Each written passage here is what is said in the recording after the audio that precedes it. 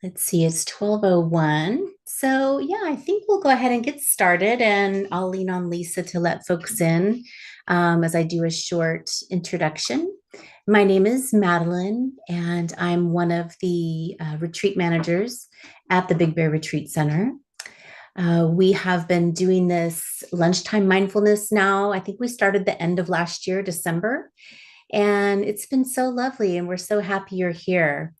We are really looking to grow the Big Bear Sangha. So, a lot of this is just growing our community and deepening our community. So, we're happy you're here for that. As well, we often have teachers who volunteer to lead our session when they come right off retreat. So, it's kind of a support in terms of a continuity of practice when you come off retreat. And that is exactly what's happening this time. Lisa just finished managing or teaching a retreat with David Cabrera, right? I believe. It was Thomas Davis. We had Oh, a it was last. Thomas. Thank you. Yeah, I remembered in my mind. I wasn't up there last week, so I didn't know. But yeah, that's right. Thank you for that change. Yeah. So Lisa taught last week, and it's often nice to have support when you come off a retreat to be able to jump back into community. So we really appreciate that. We have the live stream running right now. So if anyone wishes to ask a question and not have your voice or image, you're welcome to send me a message in the chat and I can ask Lisa for you. And let's see, I think I'm just going to do a short introduction of our teacher today. This is Lisa's third time hosting Lunchtime Mindfulness with us. So we're really grateful for that. Thank you very much. She is currently right now in Nashville. She is a meditation teacher, artist, and founder of One Dharma in Nashville. She's practiced over 30 years in the Zen and Vipassana traditions. And she received her teaching authorization in the Thai forest spirit rock lineage of Anjan Cha, Trudy Goodman, and Jack Cornfield.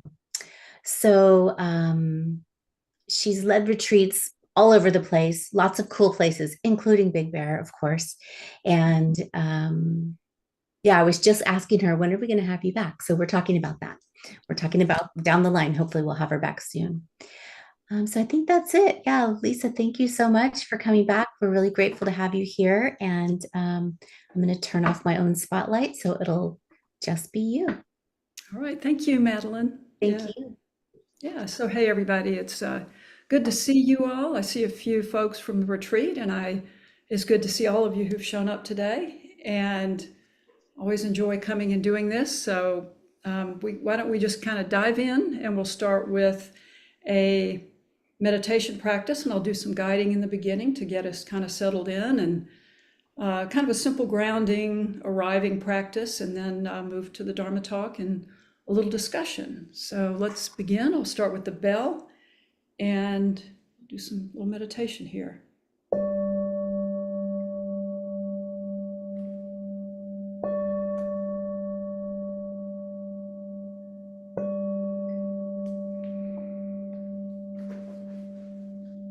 Okay, so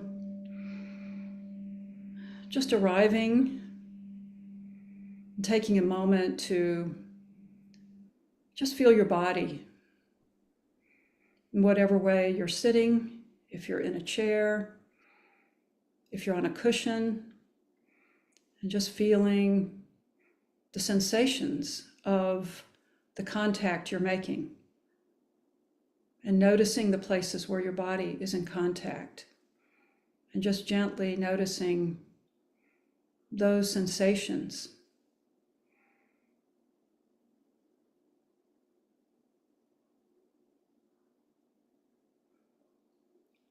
And it can be helpful to what's known as Zen is taking the backward step, which is just kind of leaning back just even half an inch to kind of signal to your body that you're really settling into the moment. So often we're leaning forward or forward momentum of life. And so just that little leaning back can kind of tell the body, I'm here, I'm present in this moment, I'm arriving.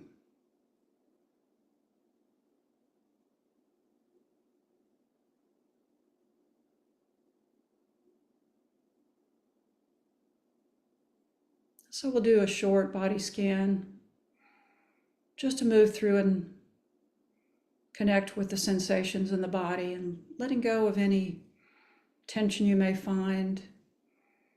And we'll begin at the top of the head and move downward. So beginning with the scalp, eyes, the nose, the mouth, the jaw. Just noticing any tension, just gently letting go. And bringing the attention down to the neck and shoulders, just relaxing.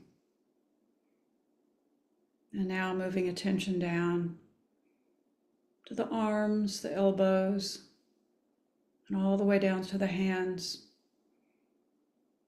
Just letting go.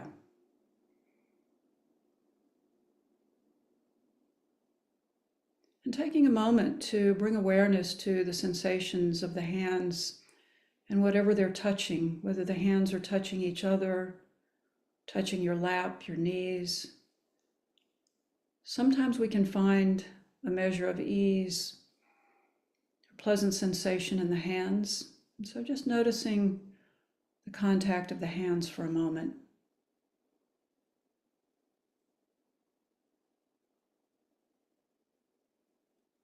Bringing attention to the back, and down to where you're seated, the upper thighs. Just relaxing if you're able.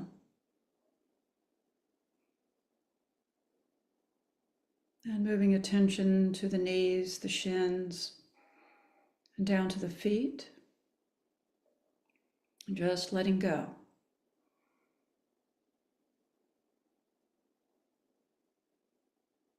And feeling the place of contact with the feet and the floor or your mat.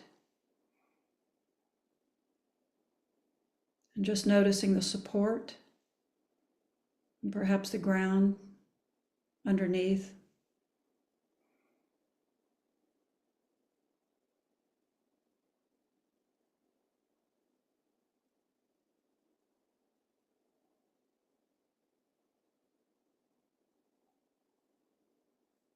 And now bringing attention to the torso and to the movement of the breath. I'm taking a few deep conscious breaths. Really feeling the breath in the body.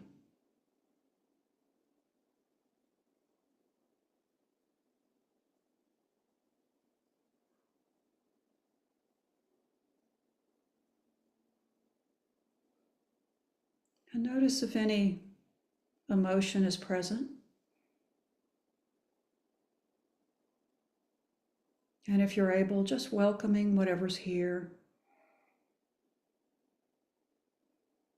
And noticing if the emotion has a distinctive sensation in the body, where that might be.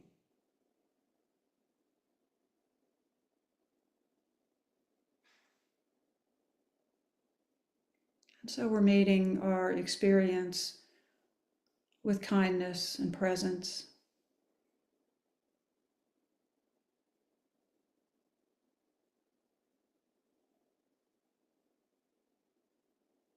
And now also notice the space around the body. There are places where the body is in contact with something else, the chair, the floor, the cushion, but also noticing the space around those parts of the body where there isn't contact.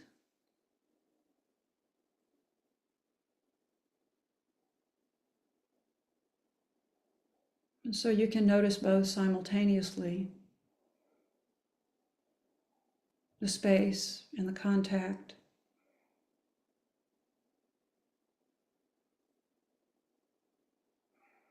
And so often we notice the things or the contact, but we may overlook the space between the things in a room, between the breaths, the thoughts. So we can orient ourselves to include all that's here. both the material and the non-material.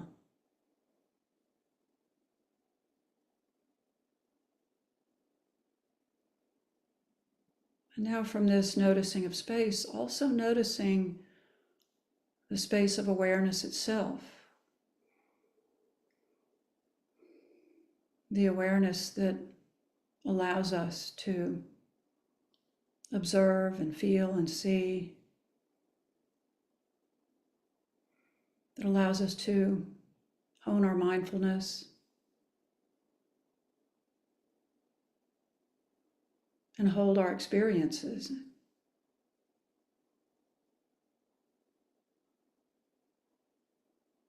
And this space of awareness is actually in and through inner and outer.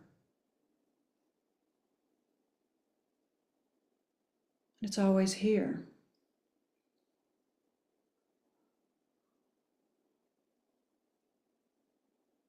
And it's a place we can rest. It's a place that will welcome us back, even when we leave mentally, when we think and lose our attention.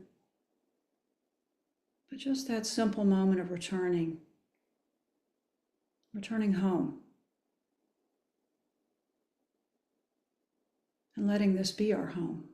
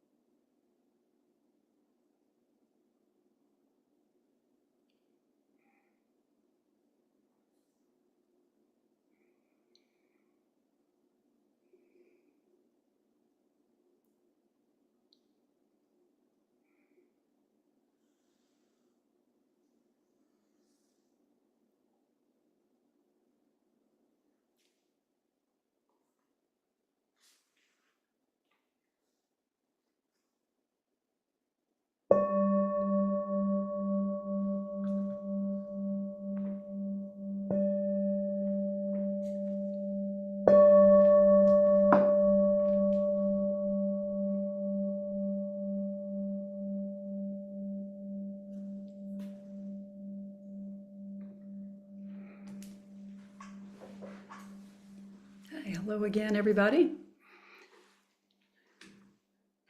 And I wanted to share a little bit today in my Dharma talk, a little focus on kind of clarifying one of the things that the Buddha said was the greatest wealth. And he called contentment the greatest wealth. And in Pali, it's called santuthi. And the idea is when we cultivate contentment, it supports many other of the qualities that we're developing in our practice, including letting go, equanimity, peace, gratitude, generosity. So it's really one of the foundational aspects of the path, but we don't always hear it articulated completely. So I wanted to just offer some reflections. And I first wanted to share something that I shared at the retreat that I just led. And this is from an Ethiopian poet and writer named Guthima Roba. And really what he's speaking to is the power of contentment. When the need to go anywhere else ends, when you are satisfied with where you are, you will stop being a passenger and become a passage, so that everything passes through you without judgment or resistance. Instead of being a wanderer, you become a birthplace of wonder. And so this is kind of how we lean in a sense, to presence and our experience. When this moment becomes what we are actually embodied in. And so I remembered a few years ago, a man came to me on retreat, for a private discussion. And he had just reached the retirement age and hadn't achieved all the things he thought he was going to achieve in his life. And I think that's not uncommon. He said, I was going to do big things in the world, and it really hasn't worked out that way. And he said, now I just want to be content. And so he was finally kind of coming around to contentment. I just want to be content. And it took a long time to kind of come to that understanding. Maybe there's something more. Maybe there's something to this, to what the Buddha said about contentment. And it doesn't mean that, it's too late for him, but it took a long time to get that. And I think it's important, in life to know that it's not wrong to want to excel in life or accomplish things. But when does it become a demand, a kind of craving that takes us away from appreciating what we have, takes us away from this moment? And what is contentment related to equanimity? So wanting and discontent with conditions, we could say that is the opposite. Contentment is when we actually begin to enjoy and appreciate what we have in this moment. And equanimity, on the other hand, is the ability to maintain presence and composure in the changing circumstances of life. So there's a kind of resilience. So they're intertwined, although not exactly the same. And one of the things that really struck me was I read a book, and Thich Nhat Hanh wrote I think there was only one memoir that he ever wrote, and it's called Fragrant Palm Leaves. And I don't know if any of you are familiar with that book or if you've read it, but it's really a moving book. And it's the story about when he was exiled from Vietnam and was living in America, and he told his story of what they were building in Vietnam and his experiences there before he was exiled. And it was really moving because he shared the deep sadness of missing his homeland, and he described it so beautifully. And I could feel the sadness. He never said, I'm sad, but in his words, you could feel the heartbreak of not being able to be in his home. And I could feel it so deeply. And I think in many ways, we're exiled from the homes in our hearts quite a lot of the time in this moment. And that missing, there's something that drives us to practice, to come home, to come back to our hearts, to come back to what's true and authentic. And I think it drives a lot of us to practice, to really want to inhabit presence, to know what it is to be content with the conditions that are in our lives. And I'm not talking about being content with injustice or systemic issues. Of course, we need to address those and pay attention to them. But it's more about the presence of our own hearts, this moment of life, Is this moment okay? And, at the last retreat last week, when we were doing small group meetings, a lot of people were talking about, suffering and challenges and all the things we work on when we're on retreat, which is really important. But then a couple of people started talking about some experiences they were having with joy. And they were experiencing a lot of joy coming through. And then the question was, is it okay to lean into joy? Is it grasping? Is it clinging if I open my heart to joy? And it's like, no, this is different. When joy arrives in our lives, it's actually, if we can open ourselves and attend to the joy that is present in whatever way it might show up, even if it's subtle, there's a way that joy can actually grow. And so there's a way in which we can, through the practice of presence and contentment, bring ourselves into a contact with joy. And that joy can actually grow through the simple process of noticing it. Just noticing, where do I feel at peace? What are the moments of ease in my life? And I had a moment in my life long ago when I had experienced a lot of discontent because I really wanted to be with a partner. I was very lonely in my life. And there was a certain person that I thought was the answer to all my problems. And so this went on for a really long time. And it took me years to realize that it just wasn't going to work, that this particular relationship was not meant to be. And so after all those years, there was something in me that just finally let go. And there was a point in that letting go, of finding contentment, not resignation about never finding love or anything like that, but just, this condition here, my heart, I felt a completeness that I didn't know that I had. And it was really maybe one of the first times in my life where I knew what true contentment was, because it wasn't about getting something out there. It was about honoring my own heart.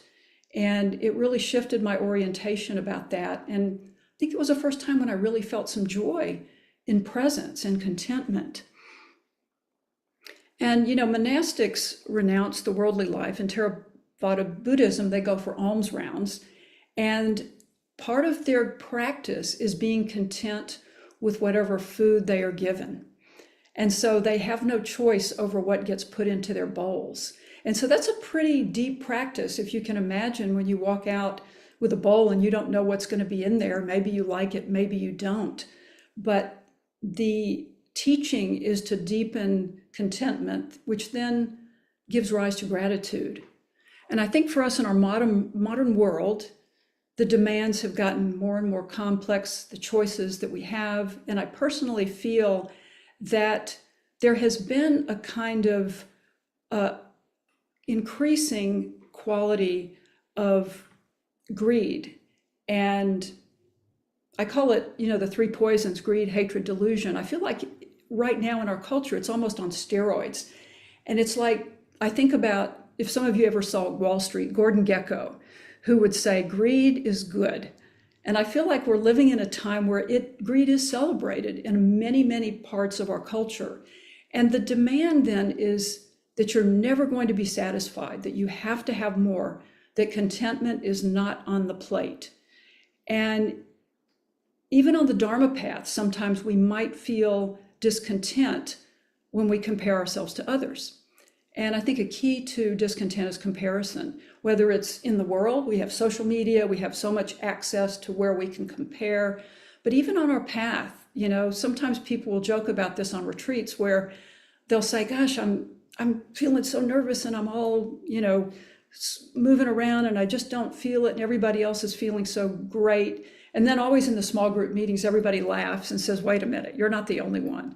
But there's that mind that's comparing and thinking, oh, everybody else has it together. But of course, I think the wise parts of us know that even those who have tremendous wealth and tremendous fame and all those things that are supposedly what are going to bring people joy, it's never enough. It's just never enough. And so many people come to the Dharma path because we see that this is dukkha.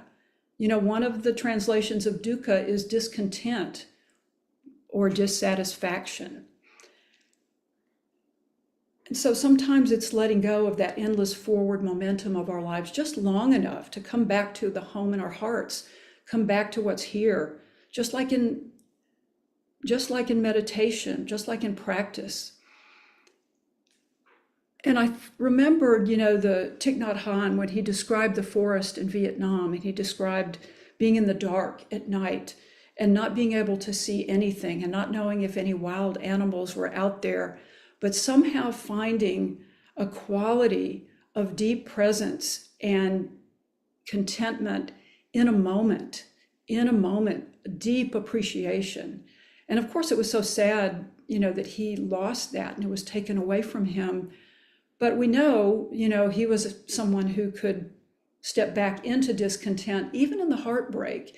And so I want to bring that forward and say it's not a binary in the sense that just because we have both perhaps an orientation to cultivate what Buddha taught about contentment, doesn't mean that we don't feel sorrow for our losses, or that maybe all the, like the man who thought he was going to achieve great things, you can grieve for things that may not have come to pass or things that have been lost. And that doesn't mean we can't find contentment in our heart. And so it doesn't mean don't pursue accomplishments in life, but if our satisfaction and content is always entangled with these things, we're going to constantly experience discontent. And a lot of the path is learning to find contentment with the conditions that are present. And again, not to be passive and never take action, but to find contentment in this moment.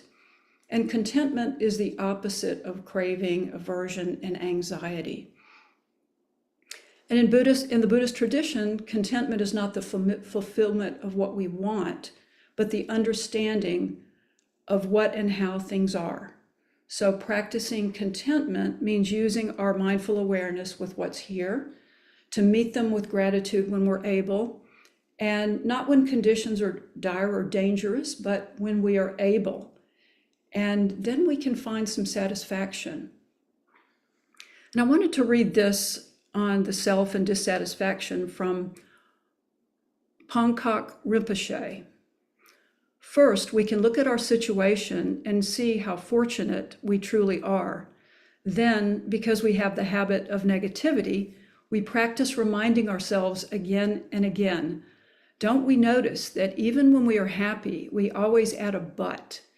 We say, I'm content, but we can gradually retrain ourselves to put a full stop to that thought, that but. That thought represents a judgment. It's our mind flapping in the wind, reacting to everything. And so then, I think this is a really important point, when he talks about the habit of negativity. And I think that's something that the mind really moves towards so much. We notice what's missing more than we notice what isn't missing, right? There's kind of a tendency of the mind to focus on what's not here or what's wrong. And it misses what's actually present. We miss the satisfaction or the joy because the mind is so engaged. And I think it was a survival mechanism from even thousands of years ago, right? We needed to constantly be on the alert for what was absent, what was missing, or what might cause danger. And so then the orientation of seeing what is actually here and what we can appreciate and cultivate that gratitude or joy is often more of an intentional practice. And in the Buddhist tradition, even in the Brahma Viharas, the heart practices, we have a counterbalance of joy to loving kindness, compassion, and equanimity to bring joy, which is appreciative joy, mudita, or sympathetic joy. And in this case, it's noticing. It's noticing the blessings that others have, offering them that blessing, and bringing a sense of gratitude to it. And so this can bring a sense of satisfaction. And it was probably one of the greatest lessons I had ever had in my life was when I was feeling, this was a long time ago, I was really in the Zen tradition at the time, and I was feeling really bereft about my own life. And it felt like nothing was working for me. And some of you that were on the retreat, remember I mentioned this, that it felt like nothing was working for me in my life. And so all I could do was focus on all that was going on for other people, comparisons, everything was not working for me. And my teacher said, have you ever practiced sympathetic joy? And it was sort of like, well, no, I haven't, and so the encouragement was to begin to pay attention to those places where I felt small or inadequate, or that others had more than me, and see if I could find a little joy for their good fortune. And at the same time, intentionally cultivating and noticing gratitude for what I did have in my life. And so what I would do is I would get on the cushion in the morning, and the first thing I would do is settle in, and then I would ask my heart, what is it that I have to be grateful for in my life? So I wasn't trying to stir things up or use a mental list, but I was asking the wisdom of my own heart.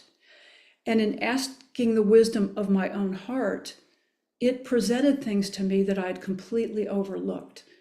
And things started coming forward that were so surprising to me and so beautiful. And it really opened my heart to a kind of joyful gratitude. And then I found much more spaciousness in order to celebrate the joy and the good fortune of others. But so much of that came out of the willingness to cultivate and look into presence and gratitude and move out of that movement, move out of it, of that comparison or that looking into others and saying, this is what I should have, or this is what I don't have. And I think, as I mentioned, I really think social media and the ready access of information, there's always somebody who appears to have something more than we do. And it's, I think, so valuable to take that step back, like I talked about in meditation, and really orienting ourselves to what is in this moment, what is present, so we can really find, maybe I don't always have to be somewhere else. Maybe I don't always have to do something else. And so just a question, a reflection is, can you recall a situation in your life where you felt completely content? It might be now, or it might be a particular time. Maybe there was the contentment of just appreciating nature or being with a loved one, or even contentment in the work that you do. But thinking about something, what might bring a moment of contentment, and how long does that experience last? And just orienting the mind, perhaps for the next few days, just notice and savor the moments of contentment. In other words, orient mindfulness and awareness to those moments of peace so that we actually see them. We see them mindfully and we acknowledge them. And it's like I was talking about with joy. If we can notice, if we can bring our attention to it, not with grasping or trying to hold on, but simply with presence, this is something that can actually increase. We can actually grow our experience of contentment and joy simply through bringing awareness to those moments. So that's just my encouragement. So whether it's on the cushion, off the cushion, bringing awareness to those moments, even if they're little, and cultivating the mind that notices and rests for a moment in the present, in those moments of contentment that arise, perhaps sometimes unnoticed. And so I wanted to go back and read this poem again from Guthima Roba, because I really think this speaks so much to not only contentment, but what happens when we are able to really rest in presence. When the need to go anywhere else ends, when you are satisfied with where you are, you will stop being a passenger and become a passage, so that everything passes through you without judgment or resistance. Instead of being a wanderer, you will become a birthplace of wonder. And that's another talk, but there's such value in experiencing wonder. And often that wonder comes through stepping back into contentment.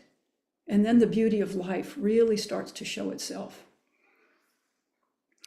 So I am going to close my talk there, and I would be happy to take any comments or questions. We still have a little bit of time, so happy to hear from any of you.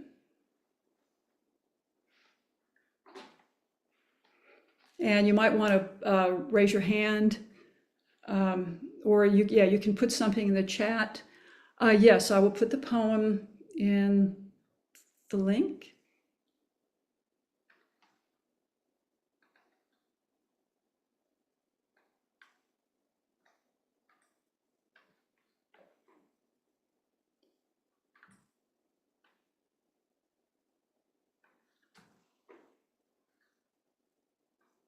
Okay, there we go.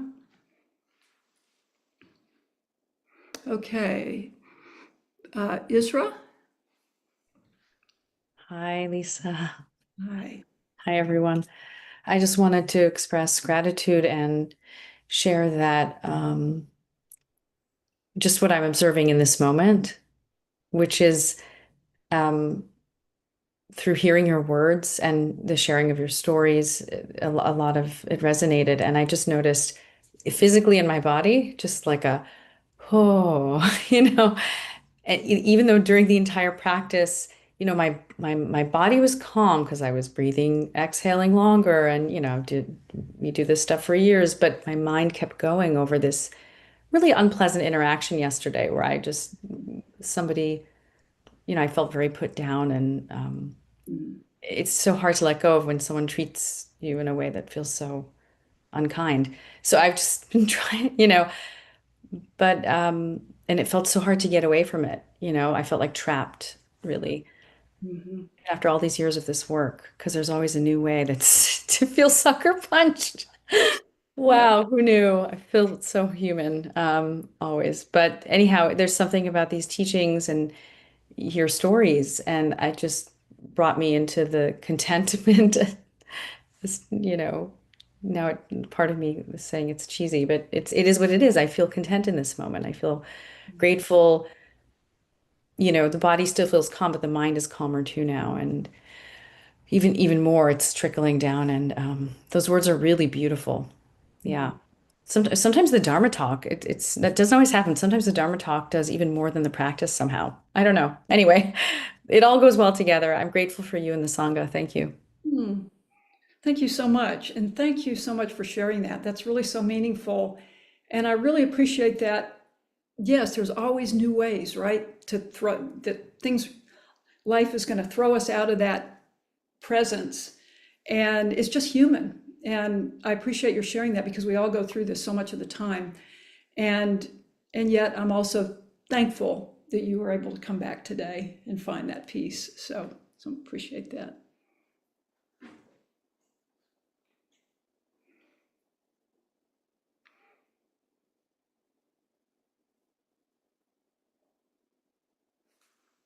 Anybody else?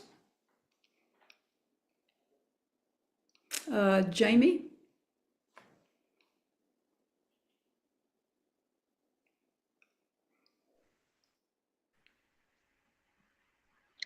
Hi, Lisa.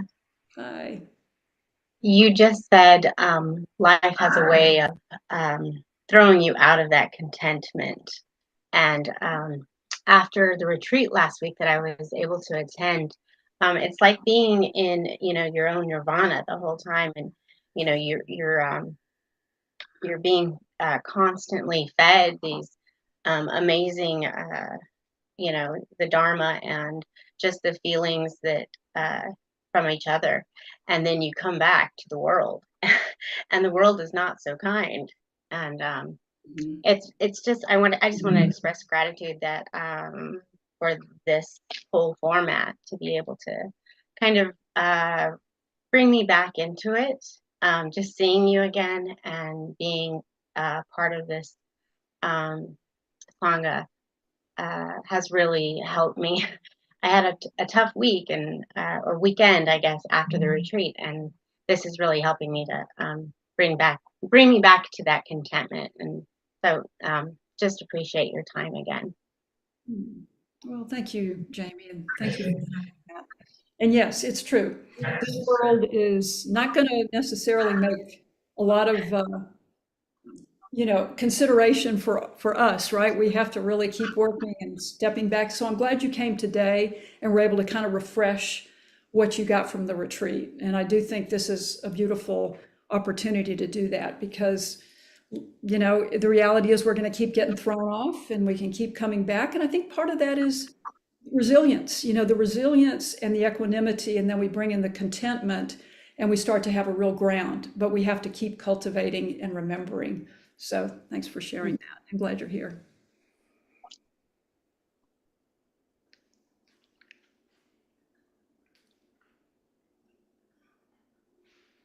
So Madeline, did you want to make a few words about Donna?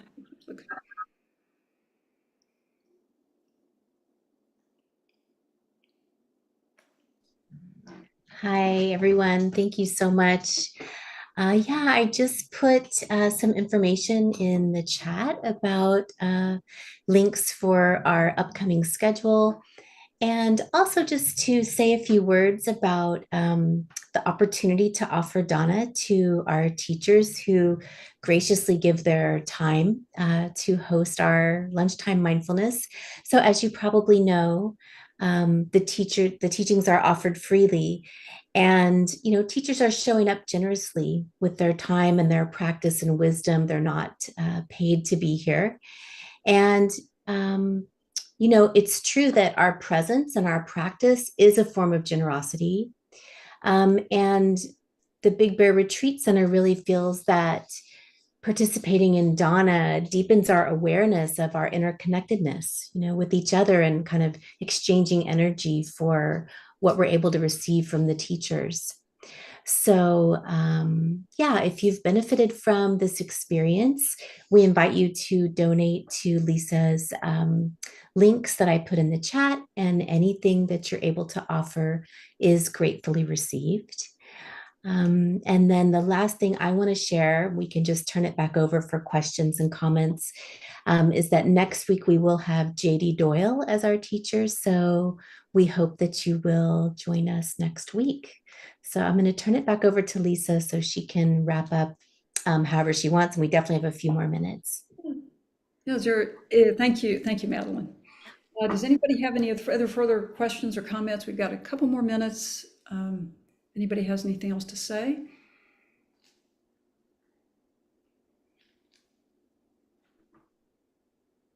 Well, why don't we just close with a moment of metta, just a couple of minutes of just stepping back into the heart for a moment, and let's let just be a kind of wish for our own contentment and the contentment of the world, and just taking a moment to feel into our hearts and our bodies, just seeing and allowing whatever is here and whatever is present,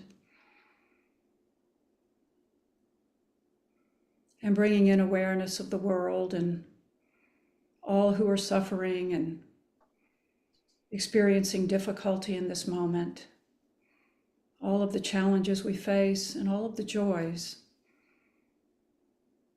And just perhaps imagining the heart expanding large enough to include all of the world in a circle of care and kindness.